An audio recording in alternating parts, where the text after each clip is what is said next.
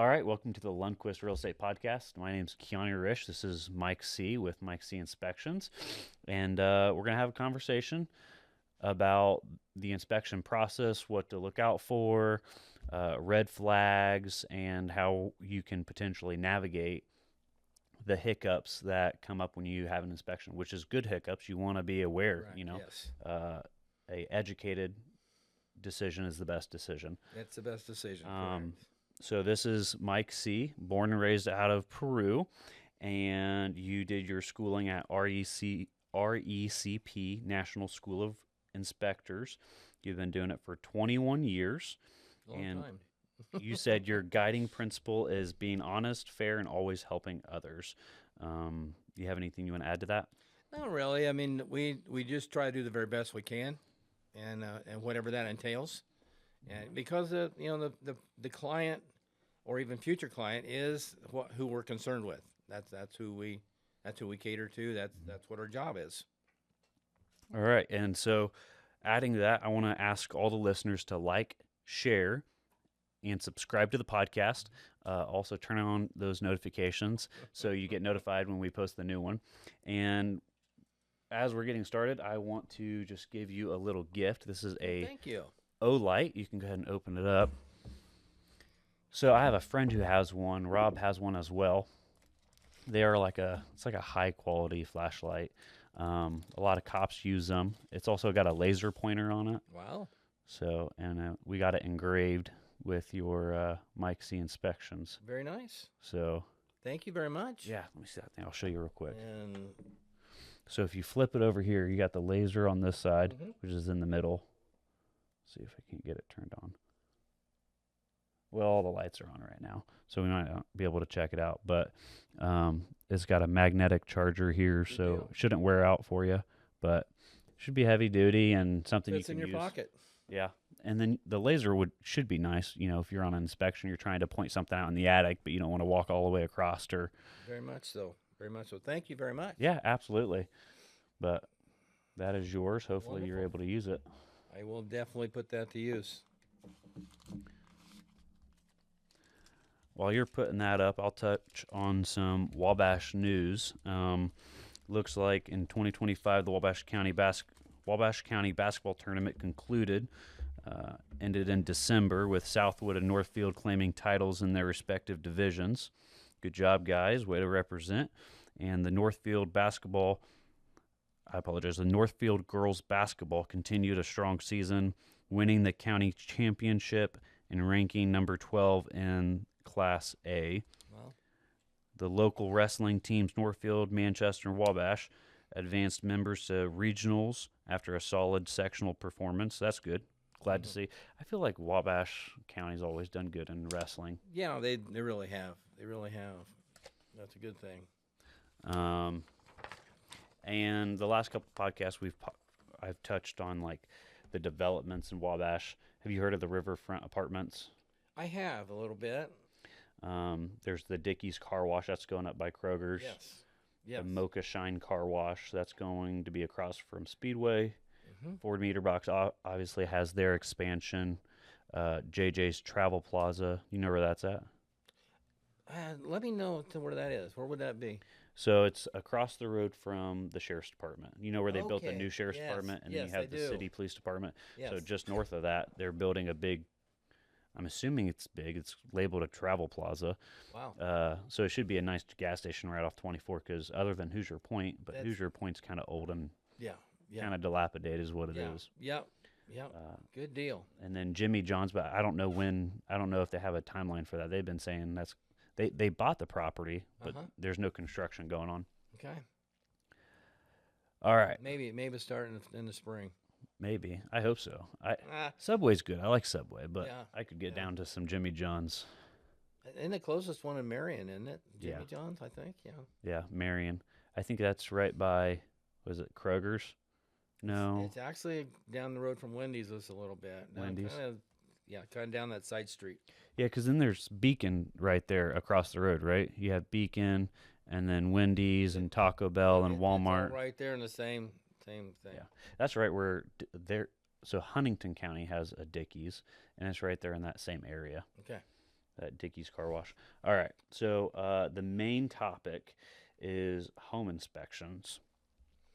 We always suggest people get them, unless the buyer doesn't want to get one and they're paying cash for it, or they're Right. experienced, or they're an investor or Right. something. But as a whole, we always suggest that buyers get inspections.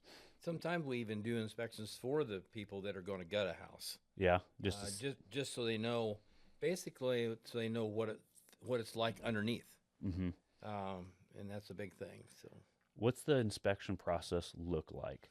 What can the buyers expect? the inspection process, it begins with a phone call. It begins with a person calling, wanting to know information about an inspection.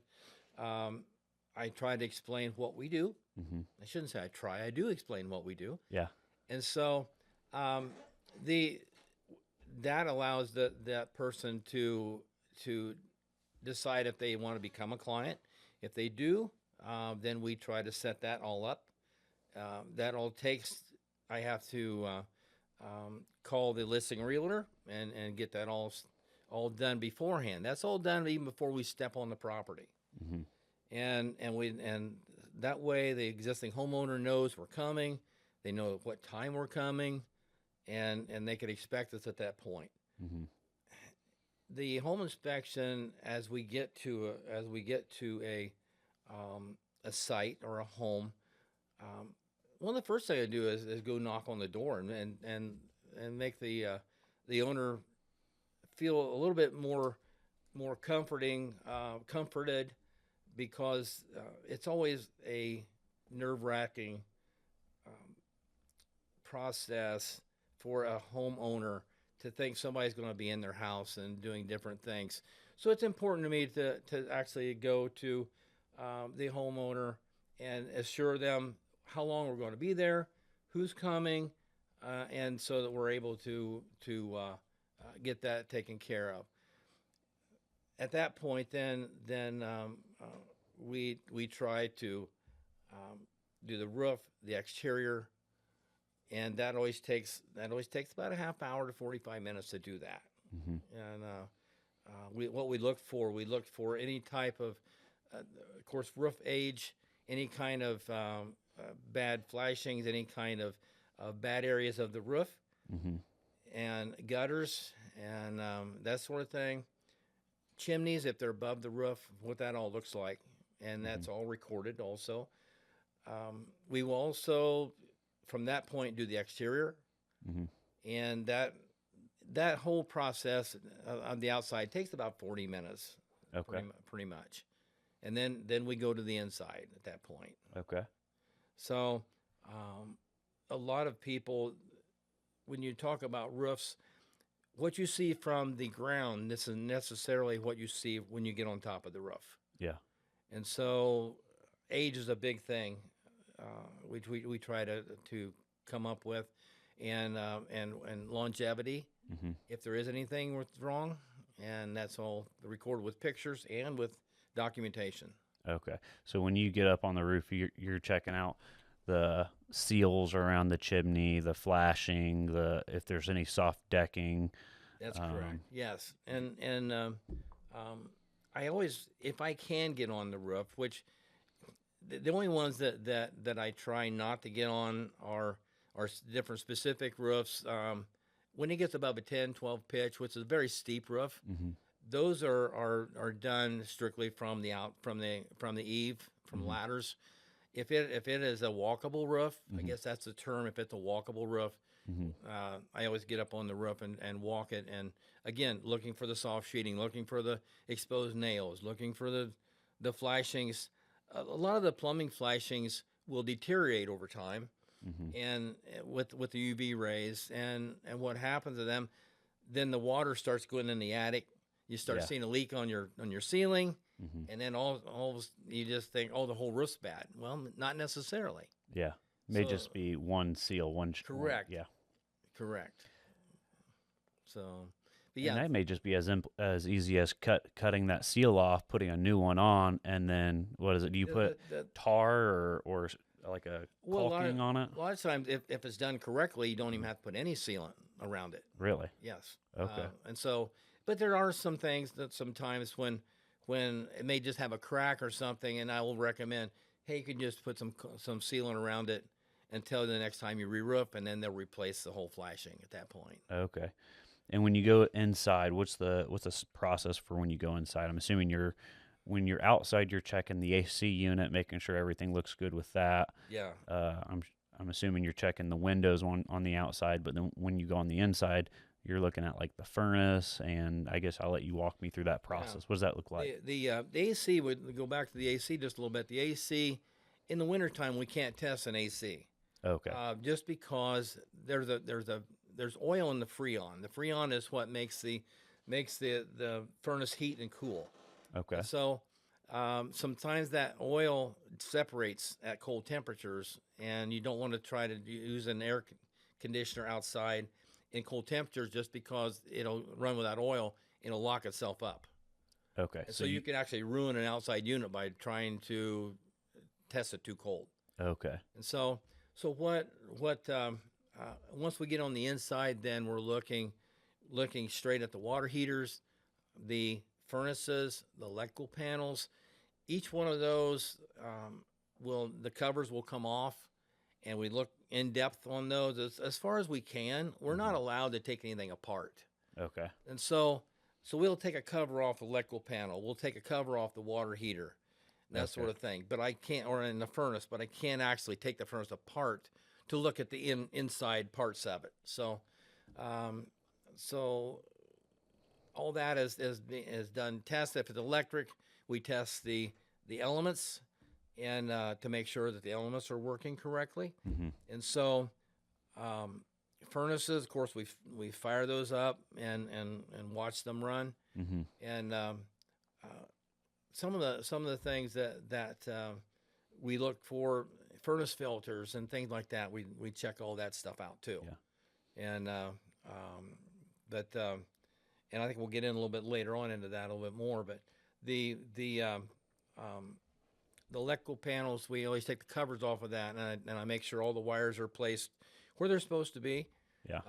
And make sure that the wires aren't over capacity or miswired any kind of thing. So I think you notated on one of the inspections you did for me that the ground wires weren't a big enough gauge. Yeah. Like maybe they were too small of a gauge potentially, Yeah. and that it was a potential safety hazard because it wasn't big enough to ground what the wires it was supposed to. Right. And all that has to if something is too small for what it's rated for the electricity that it's carrying, you can cause problems of overheating, burnt wires, which would be a fire hazard. Yeah, all kind of different things, and that's what we try to find. We try to see, and so yeah, a lot of this thing, like I say, we look and sometimes the former owners or the current owners have done some work inside panels like that, and that's a lot of times where we see things that aren't quite to the upper standard that they're supposed to be. But we always laugh, and we always say they did it. The people did it to the best that they knew how to do it. Yeah. And that may not be correct, but they still did it the best way they knew how to do it. Now, and when you rate something, so when you get the inspection, I guess, so once you go in there, you do your inspection, and you generate a document, the inspection report. Correct. It's going to say, I think it's like 5 options, up to standard. It'll have like how it's rated. I mean, you can get down to the poor and the defective, but it also has acceptable. It has a maintenance, and when we look at maintenance, sometimes the maintenance can be done by either the buyer to be, or possibly for the owner currently. And so I market maintenance as something that can be repaired. It could be done. And it's not defective. It's not really poor. It's just something that needs a little bit of. It may need a furnace filter change. It might need just something simple. Yeah. So Maybe some caulking. maybe some caulking. Yeah.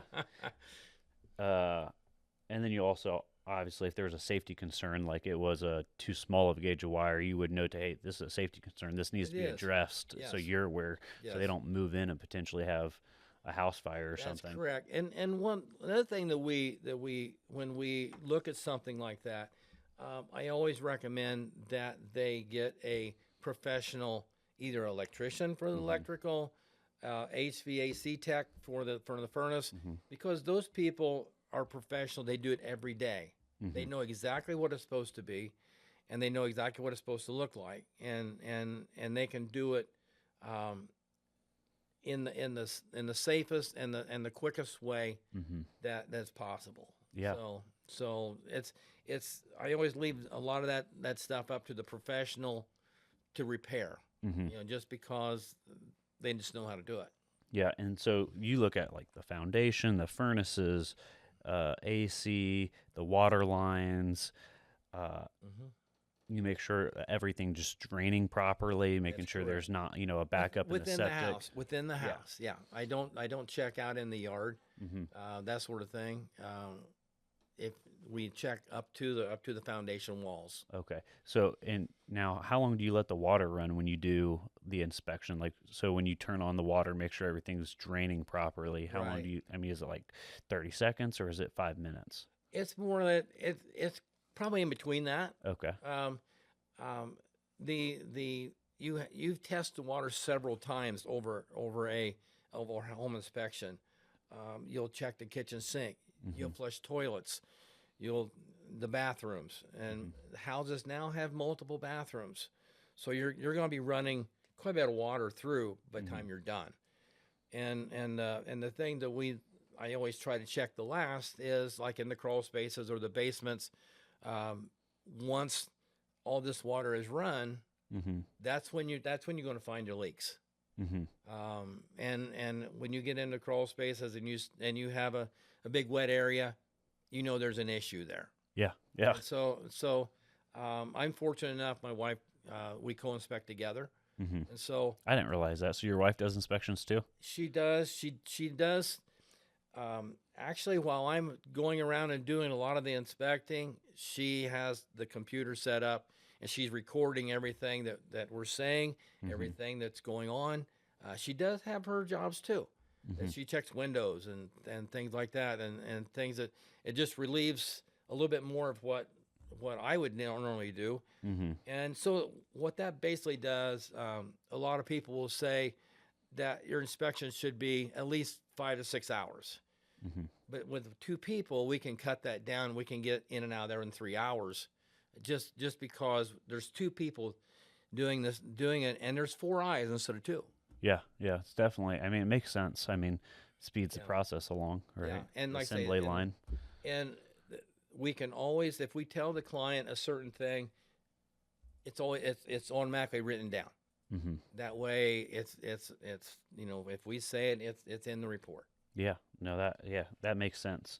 So you said it typically takes 3 hours, roughly. It takes 3 hours. And the one thing that when you go and you talk to you knock on the door, and then the owner comes to the door and you'll tell them exactly what you're doing and how it's gonna all flow, and they'll say, well, how long is it going to take? And you'll say 3 hours, and it's like, what are you?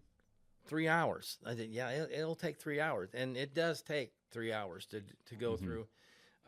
I did one home quite a while ago.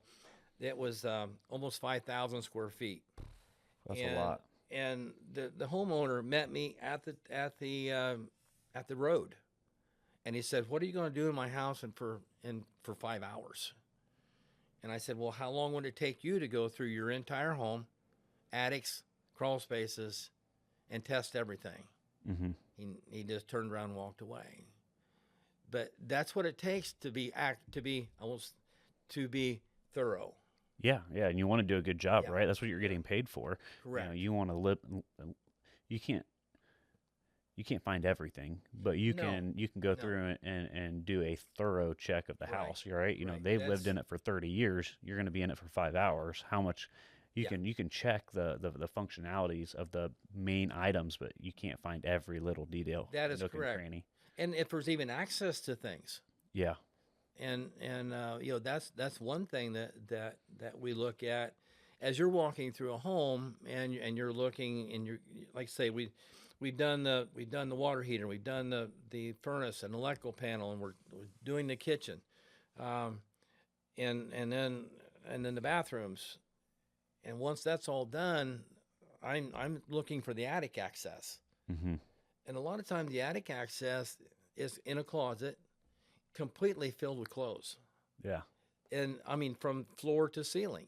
Mm-hmm. And so, what do you have to do in that instance, Yeah. So, I always try to take everything out, cover all the flooring up, and with sheets and whatever, so I can get up in the attic and do it cleanly and do it efficiently, so that when the owner comes back, or maybe they're still there, but when they come back in, that their clothes are exactly the way I took them out, but it would be better if they knew we were coming and Yeah. actually had that done in a previous So beforehand. this is an opportunity to tell all of our listeners, if you are going to have a home inspection done on your house, if you're selling your house, or you just want to get a better understanding of your house, you're going to be, transferring it to a child or a kid.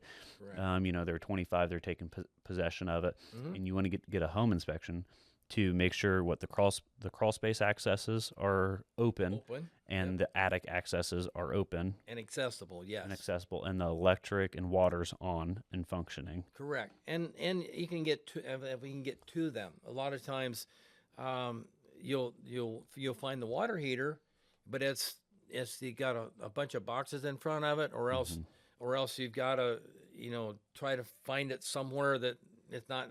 A lot of times in the modular homes, they're behind a wall, and you have to take wall panels off to get in to see them. And if there's a bunch of storage stuff in front of it, it's hard. It takes longer. It just takes it makes us go a little bit longer Yeah. to do all that. But that would be a great thing if you're selling a home and you do have a home inspector coming. Please, be courteous and clean that out your closets and your storage things out, so we can get in and be able to see what we need to see. So Yeah. All right. What's the biggest red flags when you walk into a house and you say, "Oh wow, this is a big deal. This is a big problem." Just give me the top 3 issues that are the most common and that are the biggest, that in your eyes are the biggest deals. probably the number one would probably be the roof. Okay, because like I say, the roof you can't see from the ground very well. Mm-hmm. Once you get on the roof, they may say, "Oh, the roof's only 7 years old or 10 years old or whatever," and you get up there and it's 20 years old. Yeah. That's kind of a shock to the buyer, because they're planning on another 10 years of roofing, and it's not going to be there. Yeah. And so, the roof is a very important thing, and it's a high dollar item to replace. It used to be $5,000. Now we're upwards 10, 15, 20 for a medium sized roof. You get in a bigger roof, it's up to $20,000 to $30,000. Yeah. It's a lot of money. That's a lot of money. And so, the some of the other things in Wabash County, some of the older homes still have the knob and tube wire. Yeah. And insurance has kind of they don't like that very well, and neither does lending institutions.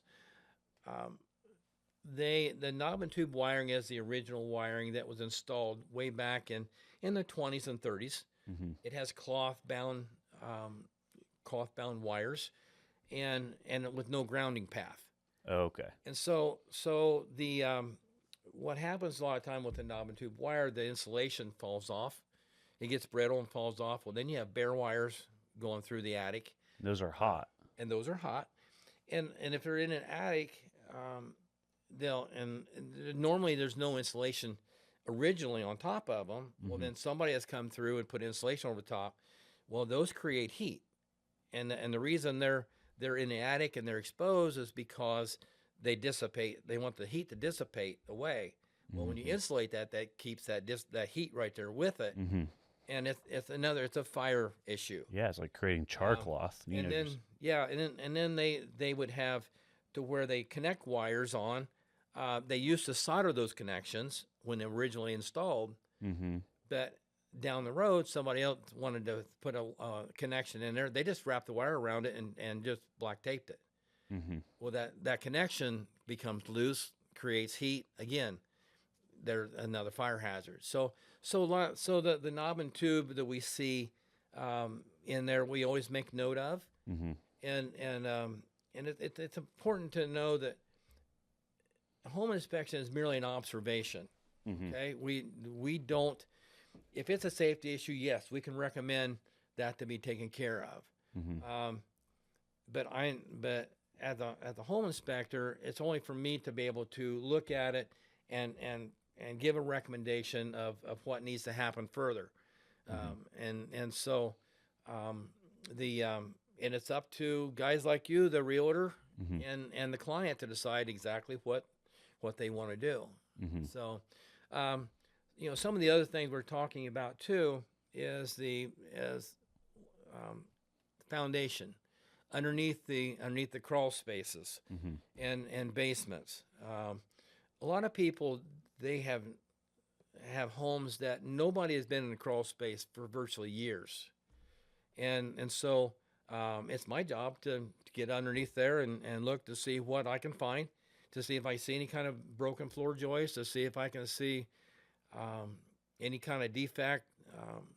They'll say something like the floor is soft here. Can you look at it when you're underneath there? And so you go underneath there to try to find why that floor is either settled or it's got a broken floor joist, or maybe it's termites. Yeah. So, which is a lot bigger of a deal. Yes. You can fix a floor joist, but if it's termites throughout the whole house, that's bad.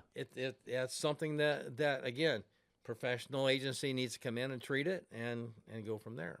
So, but yeah, those primary things, the roof and the electric and the foundations. Sometimes in the attics you'll find broken rafters. You may not find any insulation. All that stuff is a costly thing to repair and to go on. So, and that's pretty common. Some of the older homes, pretty common not to have insulation in the attics. Yeah, I feel like it's more common now. They spray insulation typically up there, and it's about, I think my house may have like 18 inches of insulation. Good for you. It seems, it's relatively a new build though. Anything it was built in 21, so that's why. Yeah. I mean, the new installation standards are upwards of 14 and higher. When a lot of the houses that we look at, the installation, if it's there, is less 6 inches or less. And so you can just figure that's at least a half to a third or 2/3 more rating that they want now than what is there now. So you'd think it'd be cost effective to go up there and spray some more insulation in there. Again, I look at the client, and if that client and I will ask them, is this a step in the road for you, or is this a long-term investment? Because if somebody that may be 20 years old, that's a step in the road, is going to be selling it in 3 years down the road, are not going to get the return on investment. Yeah. But somebody that's 75 years old is not going to get a return on investment. But if you're 25 and say you're going to hold on to it for 30 years, you'll get your investment back. Okay. All right. Moving to a little bit more of a entertaining portion of it. Okay. What's the craziest thing that you're able to talk about on camera that you found in a home inspection? Well, it was a cloudy morning one day, and that's a good start. And we had done the home inspection. Went out to the garage, and it had a separate electrical panel in the garage. And so I went out to the garage, and that's the first thing. When it's an outbuilding, we always look at the outbuilding electricity and kind of just overall condition. And I took the electrical panel cover off of the in the garage there, and all I could say was, "Oh my gosh!" And my wife come over and she said, "What are you doing? You're freaking out the client." And I said, "Well, have him come in here and look."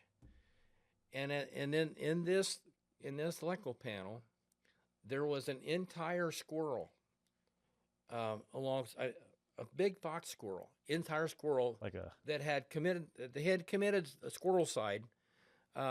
He grabbed a hold of the wrong wire, still had his teeth around the main wire, and and he was fully intact inside that electrical panel. Okay. Yeah. And I mean, we had a good laugh about it. And I said, you may want to get that removed. Yeah. You know? I bet you that was a shocker to the squirrel when he bit into that. Evidently, yes. But you know, I mean, we see all kinds of stuff. You know, there is, I've had raccoons in the attic that had babies that actually was coming at me. Oh. Oh, yeah. And possums and crawl spaces that also have babies. They are very mean when they are motherly. Yes. Yeah, and you're going in there. Yes. You're trying to look at the floor joists and you have to go in that space.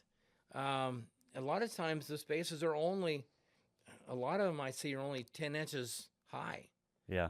And I'm crawling back inside there and see all that kind of stuff. There was one specific house that I looked at. We walked into the basement area, and there are snake skins hanging everywhere. And man, so, that's awful. And part of that basement led into a crawl space, which also had snake skins laying down. Ugh. And so guess who had to crawl back in there and inspect the crawl space back in there?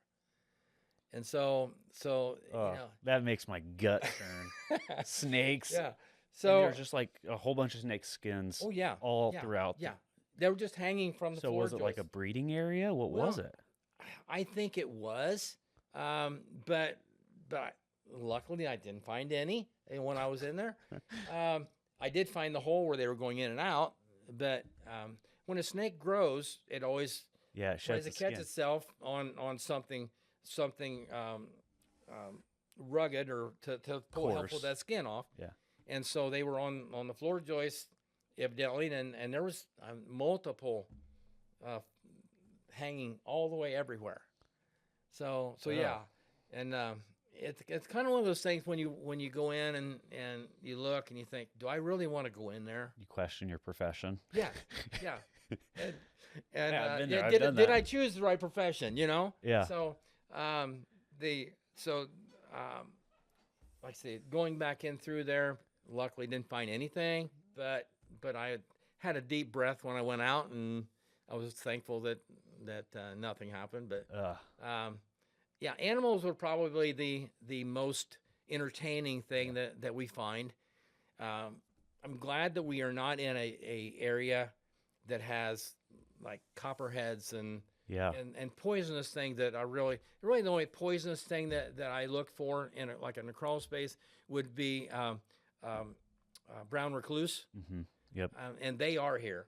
You have to be. Do you see them in like numbers, or do you occasionally see one, or do you see like occasionally 100? I will see one. No, I'll see one, and they have a certain type of nest that you kind of keep an eye out for.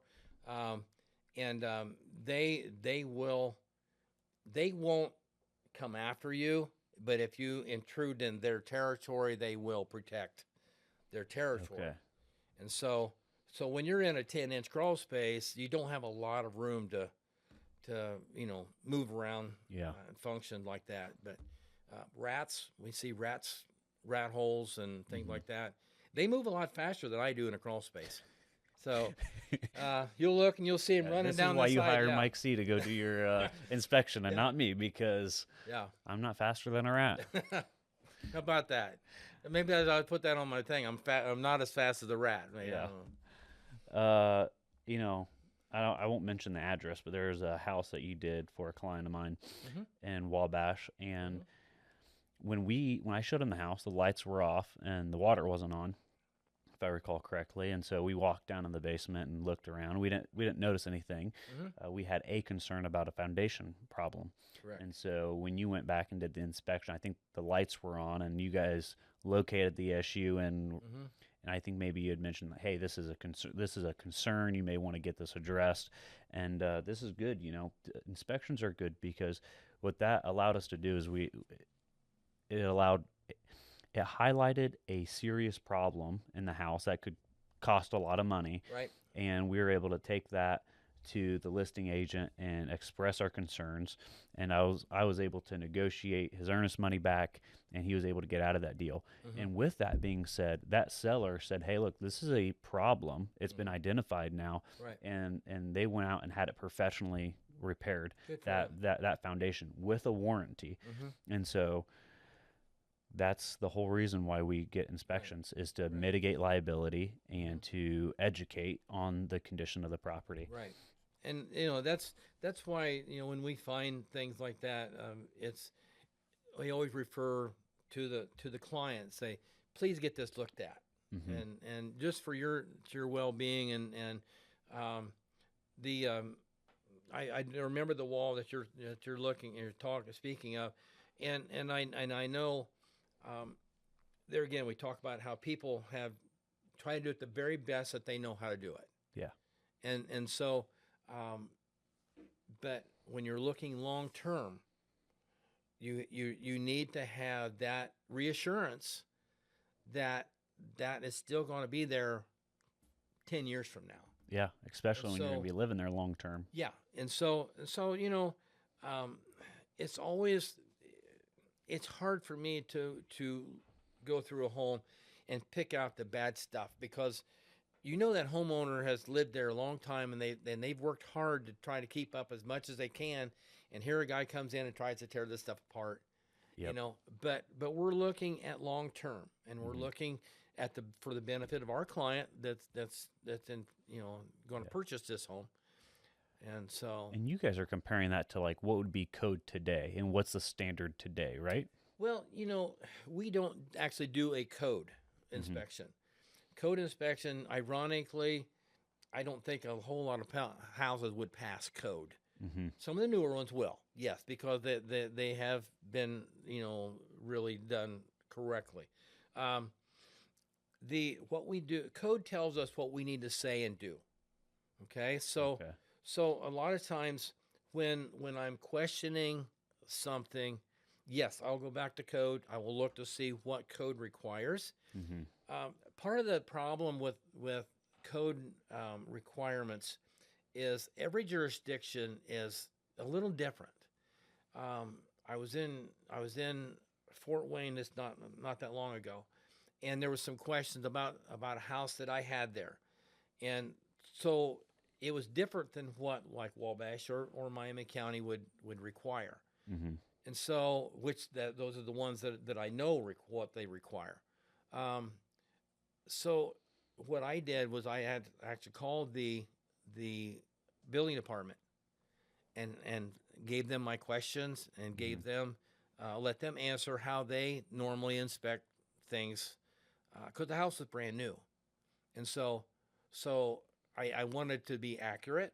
I wanted my report to be accurate, and so and the client would be able to say, this is done the way that in that instance Fort Wayne would look at it. So the standards can change from even town to town, not even just state to state. Right now, Indiana is dealing with the 2020 IRC code. Mm-hmm. But if you're talking about electric, IRC is that Indiana Real Estate. that's the International Residential Code. International Residential Code. And that Okay. and so what happens is they come up with a code with a book of codes. The states have X amount of time to adopt what they want to adopt. Mm-hmm. And like I say, currently Indiana has adopted the 2020 code, which is based on the 2018 codes. So with some amendments. So it gets confusing. There's a lot of gray area in that area. So that's what we get into sometimes. If I have a question, for me, rather than trying to assume something, which I do not do, Yeah. is I will call the department and ask them what they would do in this situation and how they inspect it. Okay. And that way they know, the client knows it's done exactly the way it's supposed to be done. Up to kid. But it does, some local jurisdictions can decide what they want to enforce and what they don't want to enforce. All right. I got another question for you. Okay. Seasonal / local specifics, common issues in older Wabash homes or rural. Okay, we've already answered that question. What about seasonal maintenance? What are things that people should be doing every spring, every winter, every summer, but Good question. aren't, or maybe some people are not doing? Yeah, that's a very good question. One of the biggest things that we come on to almost daily, and starting in November on, they leave the garden hoses on the outside spigots. And what happens if you have a frost-free faucet? Okay, it shuts the water off way back inside the house. Okay. But if you leave the garden hose on, it can't. That pipe can't drain. Okay. And so what happens to it is the garden hose prevents that pipe from draining out. Because it's made at an angle, so it's supposed to drain out. Mm-hmm. So what happens to it? It freezes back inside the house and breaks the pipe. Okay. Well, nobody knows it until they go to open the spigot in the spring, Mm-hmm. and it starts pouring in the crawl space that nobody ever goes into. Yeah. So always remove the hoses from the garden, from the outside spigots during when it starts getting fall. Okay. I actually went to a house. I don't know. I don't remember what I was there for. Maybe I think I was prospecting ground before we bought our current house. We were looking for ground out in the county, and I had went up to go door knock on a house, and we were talking. I think maybe he walked me around the house, and in one corner of the house there's water running down the side of it and just rust everywhere from it. It'd just been running for probably at least a couple weeks. Yeah. And that was that. He had the hose on, and it had cracked, and it was just gushing water, and so he had to go shut off his water main. And so one of the other things we're looking at too is crawl space vents. If you have a crawl space, and you have the little vents on the outside, most of them some of them have adjustable, some of them are slide vent that open up, but those need to be open in the spring, and they close in the fall. Open in the spring, close in the fall. And what that does is that allows the summer air to go through and help dry that crawl space out, keeps the moisture down. But over time, if somebody doesn't open those up, then that moisture builds up in the crawl space, and you get a lot of other issues, mold, mildew, a lot of things that you don't really want to happen. So that's a big thing is the crawl space fence that need to be adjusted during the year. Okay. But yeah, downspouts. Big thing is not extending downspouts. They will. A lot of people will put splash blocks, and that's exactly what they are. They're splash blocks, and so when the water comes down the downspout, it hits that concrete and just splashes up, rather than some of it goes out, but a lot of it just splashes up. What a lot of people don't know is concrete block absorbs moisture. Okay. So when you have splash blocks and that water splashes up and it soaks into the concrete block foundation, here comes the freezing and thawing, and the cracked foundation. Cracks your foundation. Okay. So it's important to make sure that your downspouts have a 3 to 4 foot extension of pipe that actually take it out away from the Yeah. house. And so there's supposed to be a grade. What is it, an inch a foot for 10 feet That is away correct. from the house? Yeah. Okay. And so with the extended downspout and the correct grade, the water should be going off the roof, down the gutters, hitting the extended downspouts, and then going away from the home. That's correct. To protect the integrity of the block foundation. And if you have a basement, and you're dumping all that roof water right at your foundation, guess what? It has to go somewhere. Yeah. And if you have a like a cracked wall or an older stone wall, basement, guess where that water's going to go? Yeah, into the foundation, Yeah. and into the basement. I love my wife to death, and she loves me. Well, I'd good. like to I'm think. glad. I'd like to think, but I actually ordered This these. is on camera, right? Yeah, Okay. yeah. It's all public. Okay. I actually ordered these long 7-foot downspouts, like tubing, and the kicker is they dry rot every 6 months to a year, and they crack. So you got to replace them almost every year. I'm like, that is a pain in the butt. Yeah. I ultimately want to end up. I'm sure you've seen it where people they just tile it away from their house or drain it away from their house. Right. They have it go right into a tube and run it out to the street or run it out to a ditch. Yeah. Even if you don't have that possibility or that option, they make like 3-foot sections that have a little ears on the top side that you can just screw that into the bottom elbow, and when you mow, you can just flip those out of the way. Yep. And then mow through, and then when you're done, you just flip them back down, and they don't interfere with your normal garden work or yard work. But yet they still do their job. Yeah, I actually have that on my house now. I keep downspouts and shingles at my house specifically for when clients are like, "Oh, I was supposed to." I'm like, "Just look, I got it taken care of. Yeah. Cost me $5. I got bulk at the house. I just zip them on, and we're good to go. Yep. Or throw a new shingle on there, and we're good to go. Yeah, that's a good thing. It's a good thing. So, but yeah, they're definitely things that and even a current homeowner that's not even wanting to sell their home that's important to do. Yeah. So these 3 things. So taking the hose off the spigot in the fall and letting the water drain.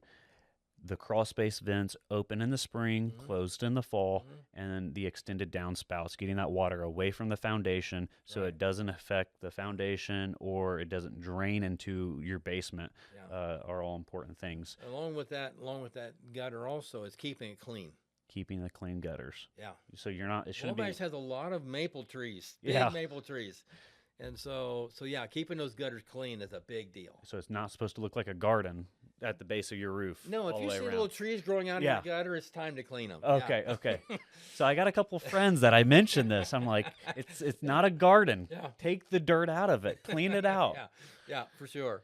Okay. Let's see what the next spot is. So from your experience, you've been doing it for 21 years. Yes. I've been selling real estate for about 3 primarily. Good for you. But I've had Hang my in there. real estate license for probably 5 or 6, but it was in referral status for a few years. I guess what I'm getting at is you have a lot more experience than I do. When it comes to first-time home buyers, what spooks them or scares them the most? A lot of times, first-time home buyers will come on the home site, and they're excited. I mean, they've picked this house.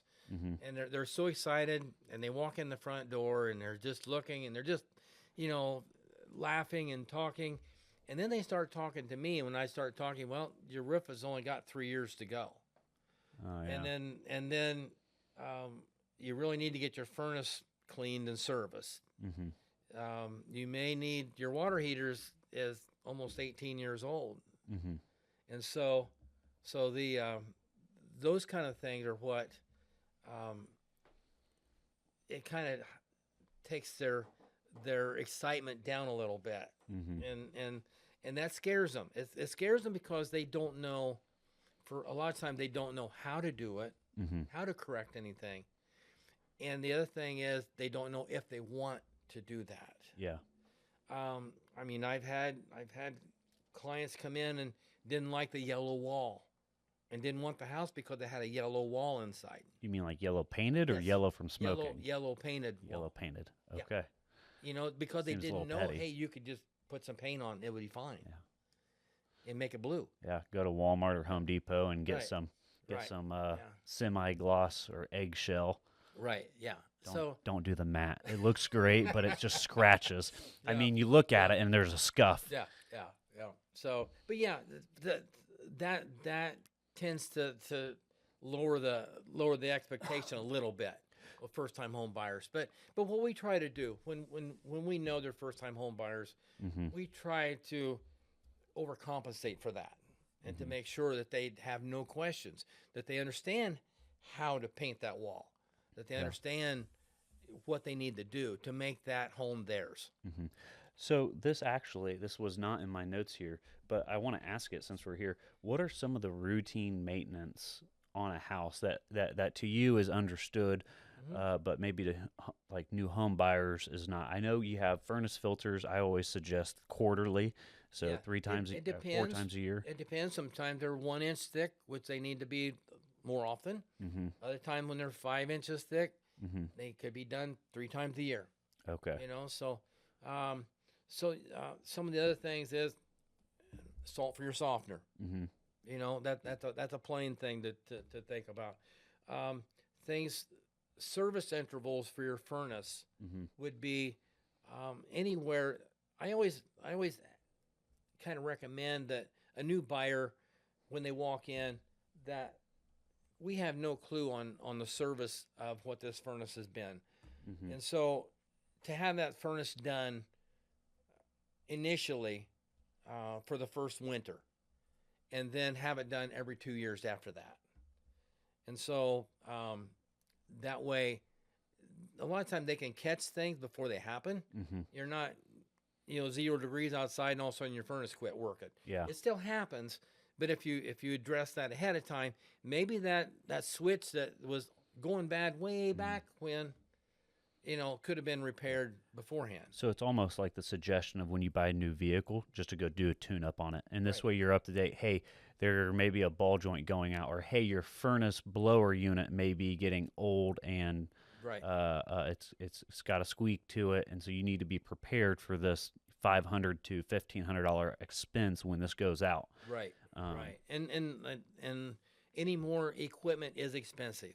So again, some of the drawbacks when you talk about of somebody buying a home is furnace cost, AC cost, and where it used to be $3,000 to $4,000 is double that now, or almost triple that, depending on what you decide to do. So it sounds like a cheap furnace and AC replace is like $10,000. That's a cheap one, right? And that sets some people back sometimes. Saying, well, do I really want this house? If I have to replace the furnace and the AC and the water heater, and is it worth it? And this is the importance of getting an inspection. You get an inspection, and then that gives us ammo. That's a bad analogy. It gives us information to make a better decision, because if you're a new buyer and you're not aware that furnace, it kicks on and it just starts howling. And it's like, is there something living in there, or is it about to die? Like is the furnace on its way out? That's good to know. Yeah. And a new buyer may not know that. Not everybody comes from a 2-parent household. Not everybody has a father, or maybe in the anomaly, a mother who's super inclined to the mechanics of a house. Right. And so it's good to get that inspection, because it allows the buyers to make an educated decision. Correct. And then as a realtor, I'm able to take that inspection, print off those pages, forward it to the listing agent, and like in our situation, they identified a problem, and they said, hey, look, we don't want to sell this house with this problem, period. We want the new owners to get a good foundation, and they went out and they had it professionally done with a warranty, because reputation in a small town is everything. Right. And that's what we hammer on, is we want to do good by people. And this comes back to your statement, what your guiding principle is honesty, integrity, and being fair and going above and beyond. Yeah. And that's what we try to do. I mean, we know every house is expensive, no matter what size it is, and so it's a lot of money. And so our concern is for you, the client, to make sure that you get the best for what you're looking for. Yep. I think that's about it. Wrapping up, do you have anything you want to touch on before we close? Just thank you for letting us come in and do this today. Yeah. Appreciate that. Yeah. And if you need a home inspection, you can always reach out to Mike. All of his, I think your information's online. Mm-hmm. If not, you can reach out to me. I can get you that information. And so to cover the big maintenance things is take your hose off your spigot in the fall. And so if you haven't done it already, this is 2026. Please do it now. Yeah, take I'm a going quick. to do it right now. Yeah, Just, turn it off. So take the hose off, turn it off. Open your crawl space vents in the spring, close them in the winter, right. and on your downspouts, get them extended, get them away from your foundation. It's going to save you a lot of money, and it may add years to your life if there's no mold in your basement. Right. Mold is bad, and you don't want it, and it's expensive to remediate. Take care of, yep, for sure. So thank you so much for listening to the podcast. Make sure you like, share, and subscribe, and stay tuned for the next one. Thanks so much. Thank you.